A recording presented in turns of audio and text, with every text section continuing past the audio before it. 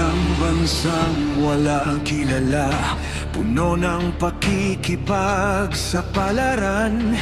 Isang panawagan ng nakita sa isang pahina ng dyaryo. Isang mensahe sa mga mata'y nagmulat sa katotohanan. Isang hangaring nagalap, hanapin ang bawat isa. Dugong asul at ginto sa puso ay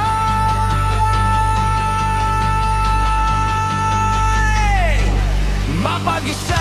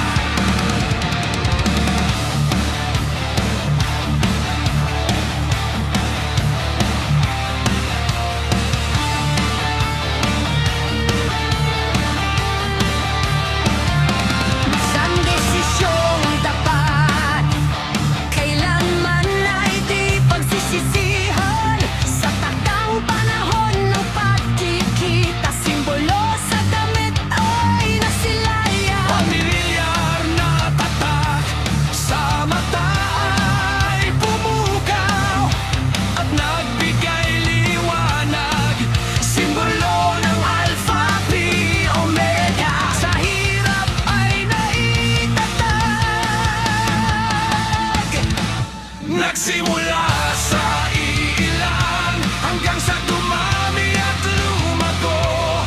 Halos di na mabilang, pagkakaisa ay di magbabago. Ngunit dumating ang pagsubok sa di inaasahan. Isang desisyong hindi ginalang, sinubok ang paninindigan. Dahil sa po'y ng damdamin sa mundo ay pinakilala. Marso 27, taong 19, siyam na buwan, isinigaw sa buong kapatiran. Alpha Phi Omega United, Arme Directis Ande Arme. Ang dakilang pangalan 96, nakilala saan daigdigan, mula Luzon, Visayas hanggang Mindanao at sa 7 Emirates.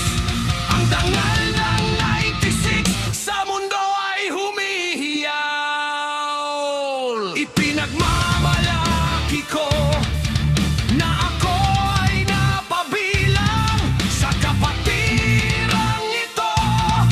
Tunay na walang kupas, taas noo isisigaw sa bawat sandali.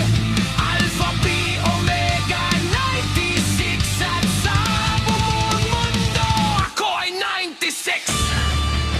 Salamat sa mga naging presidente at sa mga naging officials mula noon hanggang ngayon. Kayo ang nagsilbing gabay sa bawat araw, buwan at taon, at magpakailanman. Sa lahat ng naging bahagi ng kapatiran dito sa 96 ay pagmalaki at isigaw, tayo ay isa. Walang pagkakaiba.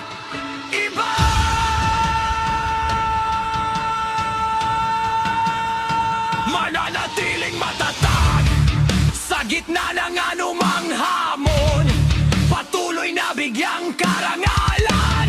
Alpha Phi Omega 96, mabuhay ang 96.